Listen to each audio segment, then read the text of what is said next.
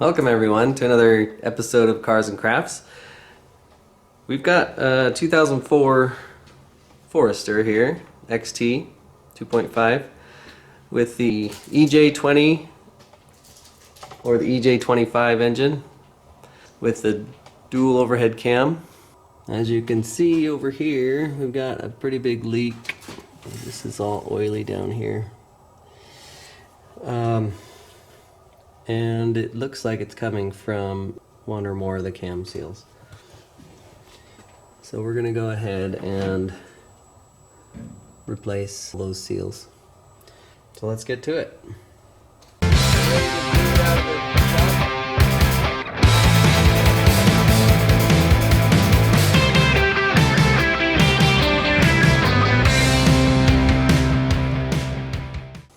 As you can see, I've already removed the radiator and the fans to make room to do this project. It's going to make life a whole lot easier, I think. I'm able to break loose the harmonic balancer bolt using this chain wrench. Just wraps around the harmonic balancer and a long breaker bar. I did mar the surface of the harmonic balancer using this technique with the chain wrench, so I would suggest wrapping a towel around it first or buying yourself the specialized harmonic balancer holder tool. The harmonic balancer just wiggles off now.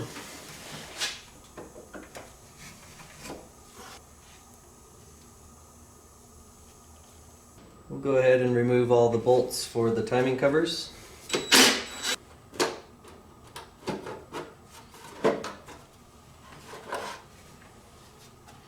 Okay, so there's only 4 bolts holding that on. They're all long.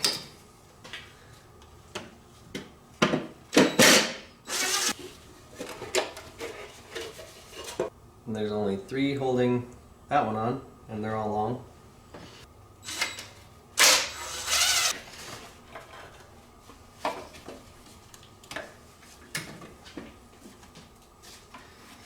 Okay, so this one has 3 along the bottom and 5 along the top, a total of 8 holding the middle one on.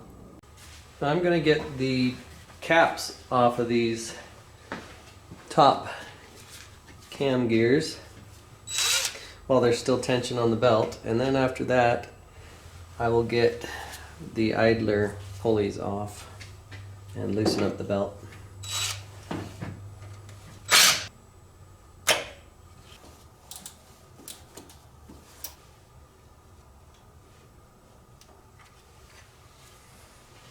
So before you take off the timing belt, reinsert the harmonic balancer bolt and line up the timing marks. So this timing mark lines up with the timing mark on the oil pump. There's a double mark on each of these that face each other. Each of these cam gears that face each other, the double marks in between them. They're not going to be perfect, but close enough. And then the same thing on this side. Make sure the double marks are lined up between these 2 cam gears. Now it's time to start loosening up the idler pulleys.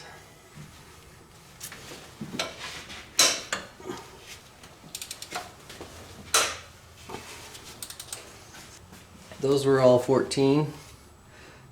1, 2, 3, 14 millimeter. This small one appears to be 12.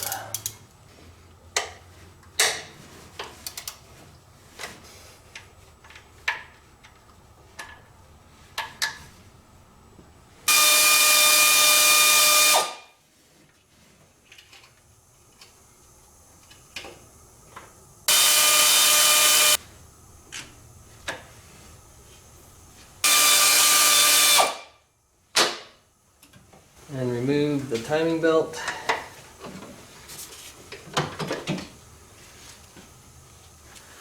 If you're just replacing the timing belt and the water pump, they make a cam gear holder Looks like that.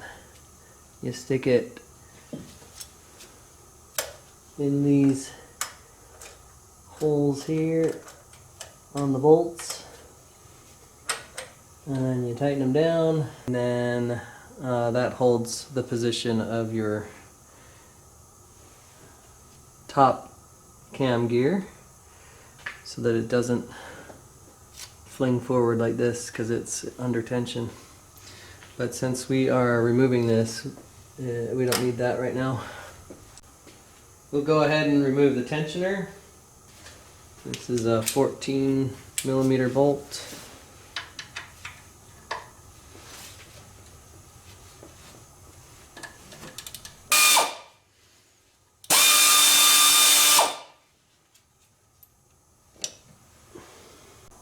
So there are a couple of tools that are helpful in getting these cam gears off. From Company 23, number 501, item number 501. It's this tool with 3 lobes. You can see how they're offset a little bit. It's not a perfect triangle. So that's for your top ones. You can see how it would match up on those lobes on that silver part. Same on that guy, right? That guy right there. And then for the bottom ones, number 500.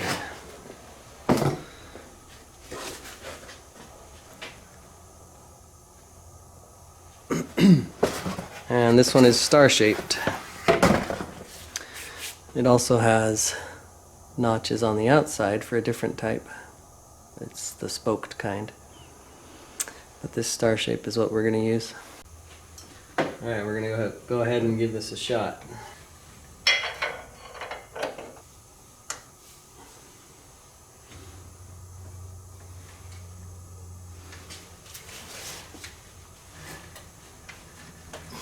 I think I'm breaking my tool. I'm going to give something I saw on YouTube a try. It's a bolt extractor. It's the 11/16 here. And it fits over the head of the Allen bolt. And we'll see if it works. So stick it on there and hammer it into place.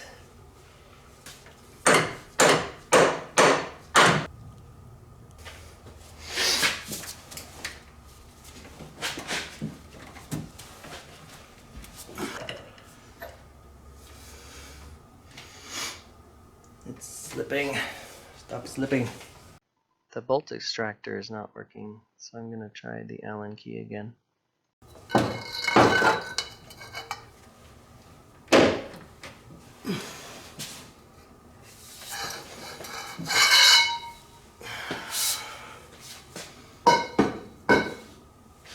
think I'm breaking something. I broke it.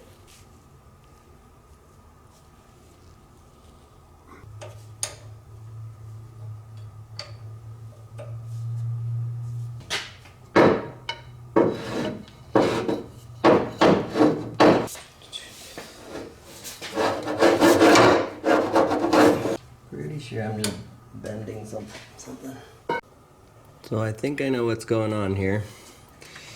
The collar around the edge of the head of the bolt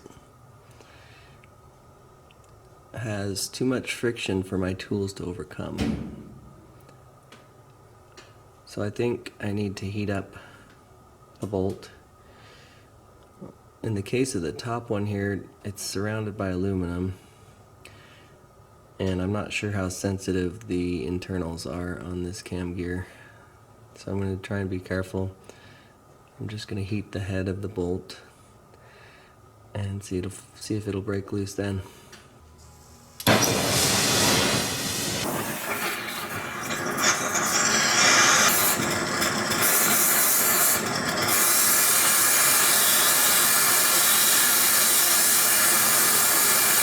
Alright, we'll try that.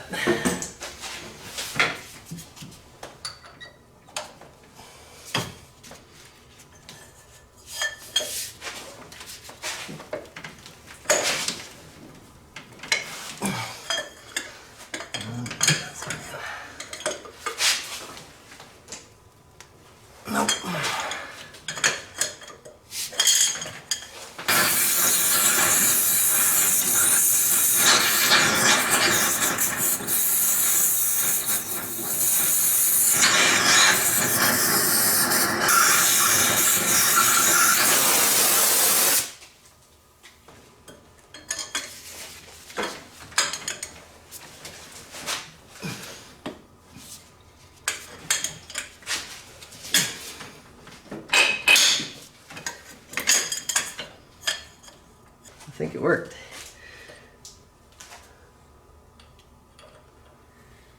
Yep. Oh, thank goodness.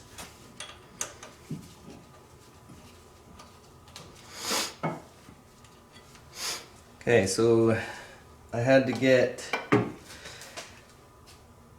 I was afraid to melt the aluminum around it, so I had to get this entire circle on the top red hot, and it finally broke loose.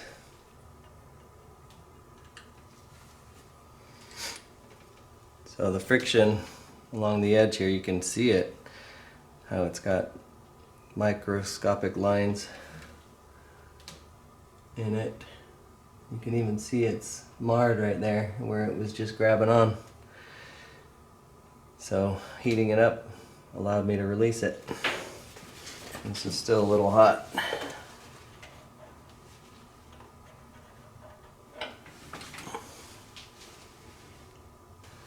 It only fits in the big hole there. On the very bottom right now.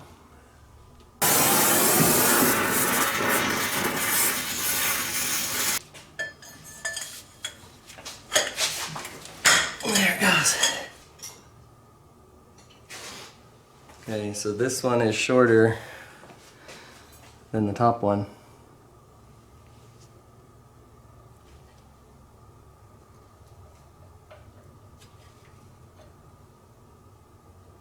I think it's just powder metal, so it's not magnetic. It has a painted coating on top, and I think that's what was burning. Maybe the powder coat was burning.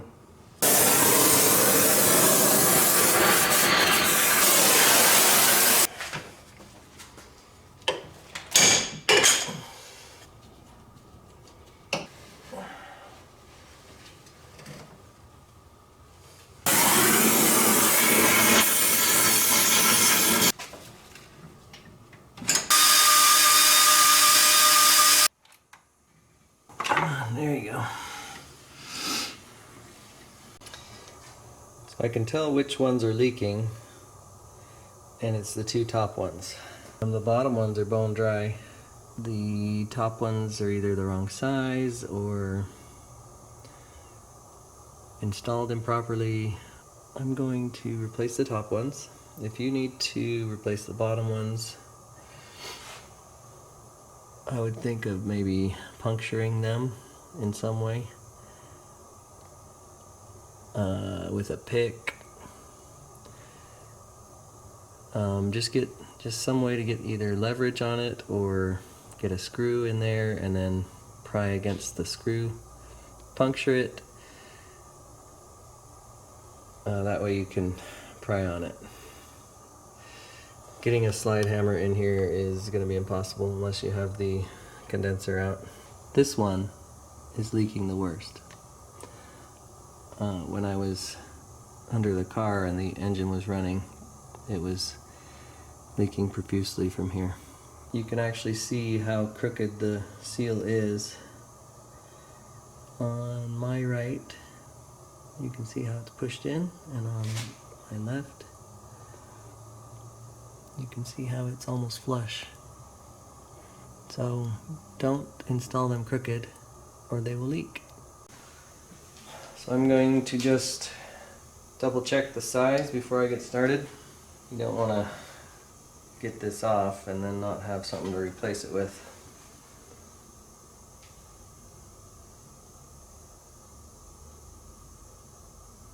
Okay, it's the right size for the housing.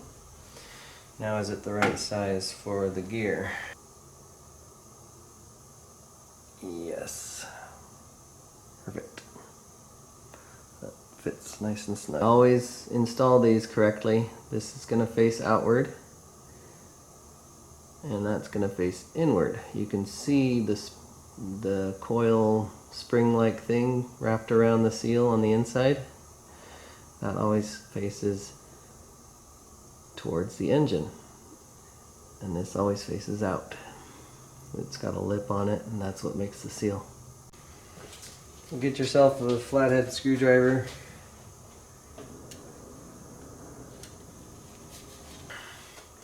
Nice skinny screwdriver. Get in behind it. And it came right out. Now get yourself a little piece of wood. The shaft sticks out about an inch from this face here. So 1.5 inches, 2x4. 2x4s are 1.5 inches in width. We're going to use the 2x4 like this to push up against the side of the seal so that we end up flush. We don't want to use like a socket or something and get it all crooked or push it in too far. Put the seal in place.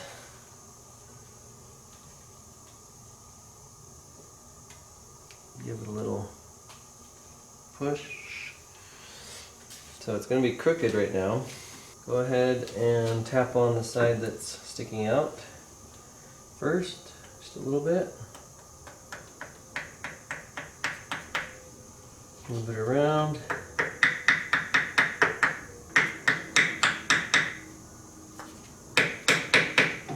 There it goes, starting to move. And just work your way around.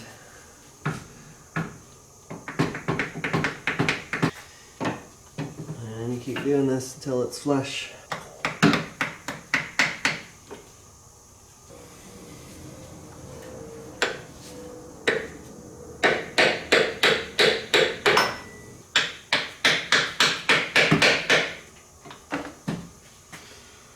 You can hear it when it goes from hitting the seal to hitting the face. It gets a little louder and a little higher pitched. It's flush all the way around. I'm happy with that. Now I'm going to blow it off so the sawdust is off of there and move to the next one. Same thing on this one. Grab your skinny screwdriver, get underneath it and pry. There it is.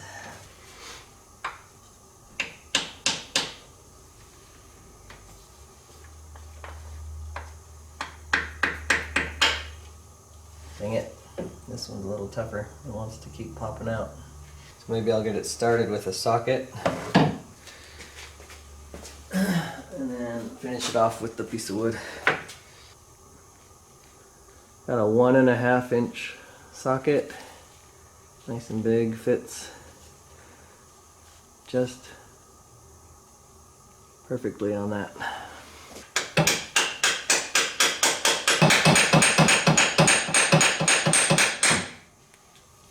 There it goes. Alright, so now it's seated in and it shouldn't pop out. So now I can finish with my little piece of wood. This is still the high side, so continue on the high side and work your way around. Yeah, I like it. I like it a lot. Okay, so now blow it off and we can start putting things back together. You can go ahead and put a little bit of oil on where the seal is going to meet up. So around this little shaft here on the inside, just around the edge here, just put a little bit of oil there, it's fine. Make sure it's nice and clean. That way it'll slip right onto into the seal. Rub it along the outside of that, and then clean off the excess so you don't have it dripping everywhere.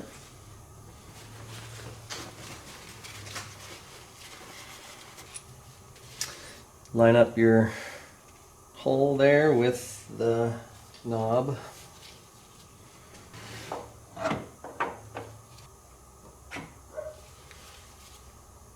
Just slid in all the way, I think. There.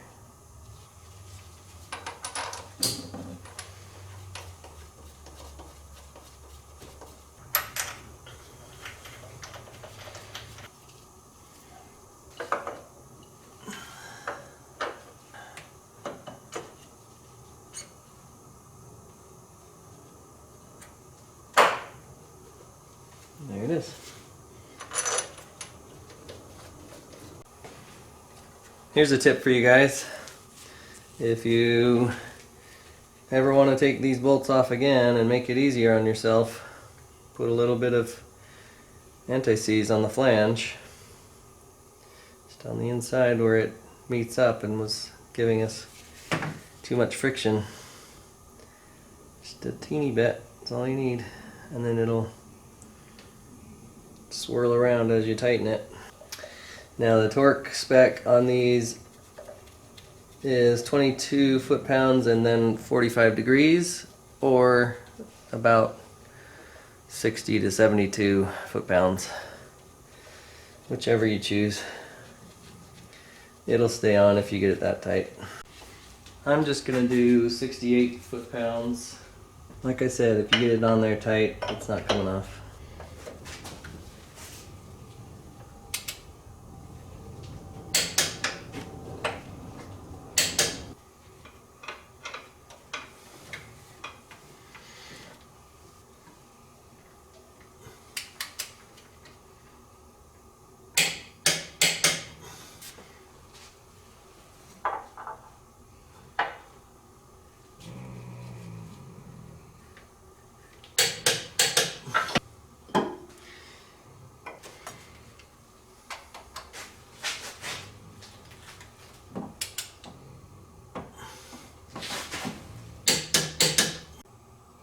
Now the cam sprockets on the right side of the engine,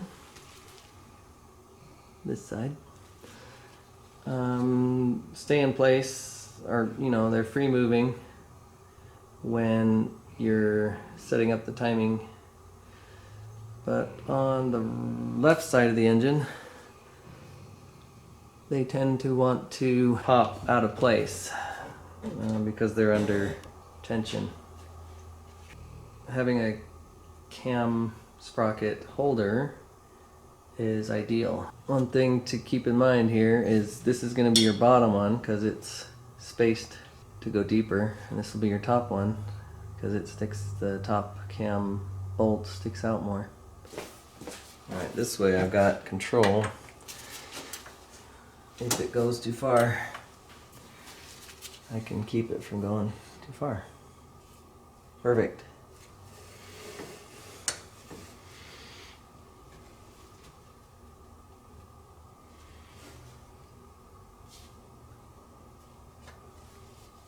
Now let's go ahead and install the cam holder tool.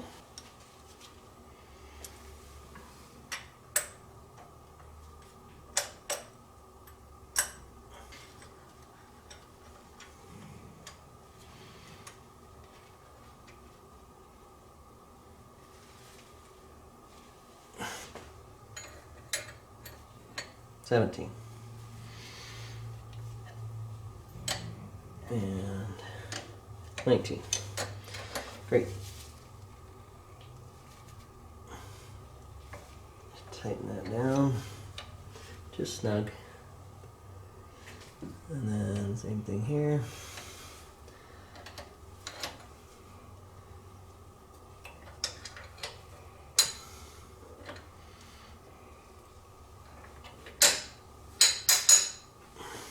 Great, that's not going anywhere.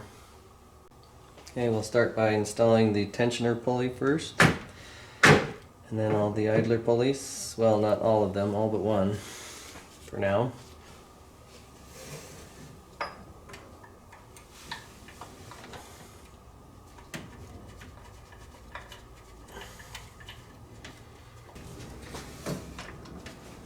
And this one. Now this idler pulley with cogs, you'll only install a few threads. Install it with a few threads. You want to leave it mostly loose to ease in the installation of the timing belt.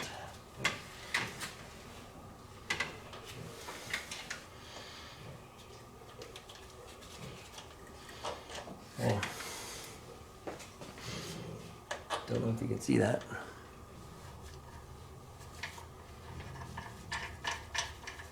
Make sure the letters are facing you like this.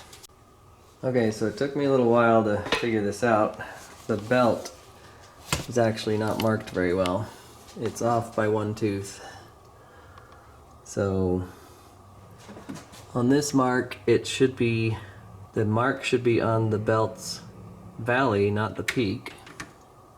So you can see here, it's on the belt, it's on the peak, where it should be on the valley right next to it. So everything, all the timing marks are off by 1/2 of 1 cog. They're all lining up, just 1/2 of 1 cog off. I checked with the mirror down there. It's off by 1/2 a cog there. Same with that one. So as long as they're all off by the same amount, the engine will be all on the way it's supposed to be. So I'm happy. Now we put the other idler pulley down over here.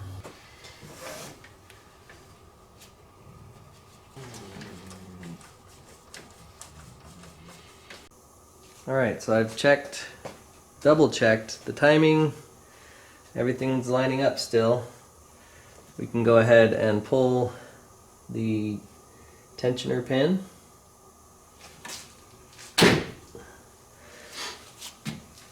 And we can torque everything down. The large idler pulleys are at 29, these three, 29 foot-pounds. The smaller one is at 18 foot-pounds. The tensioner pulley bolt is also torqued to 29 foot-pounds.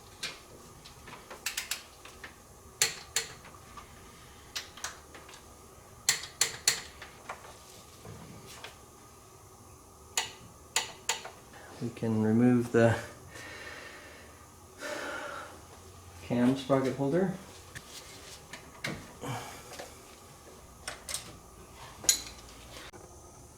Alright, all I've got to do now is put everything back together. Put the timing cover back on, the harmonic balancer, all the belts, the radiator fans, and then bleed the radiator, bleed the coolant system.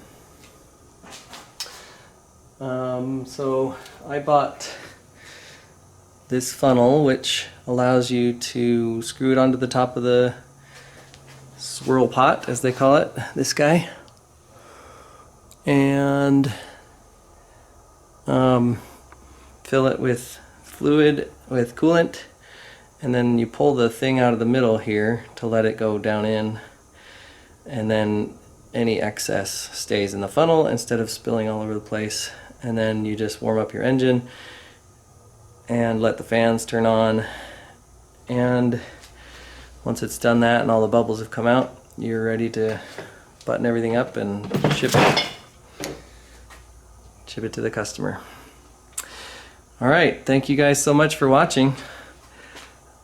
If you like this video, please subscribe and give a thumbs up. Click that notification bell. Also,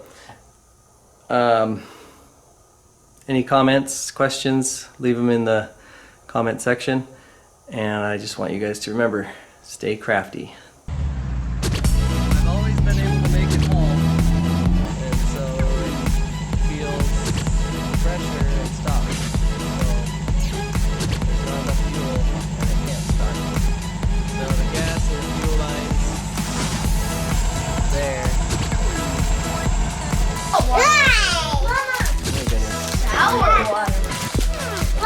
Quit licking me.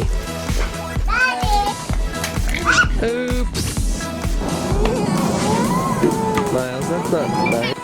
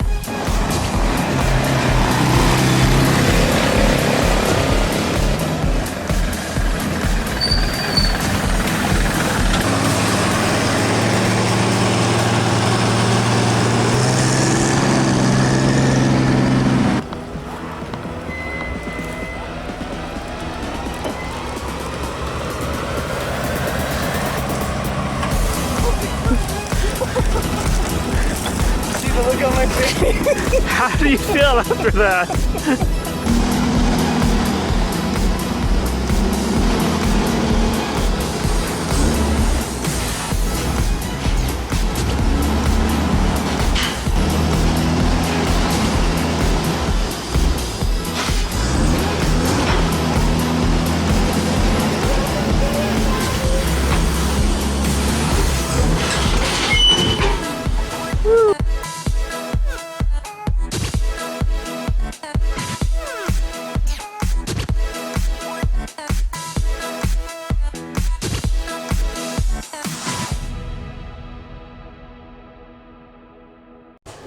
My wife and I moved into this house about 13 years ago, and we've had 4 kids, and this whole time we've only had 1 bathroom. So I've been installing a bathroom down here since now we have a teenager, and so the kids will have their own bathroom in the basement. So I just kind of wanted to show you guys how it looks right now. We've got a shower and the framing's all up.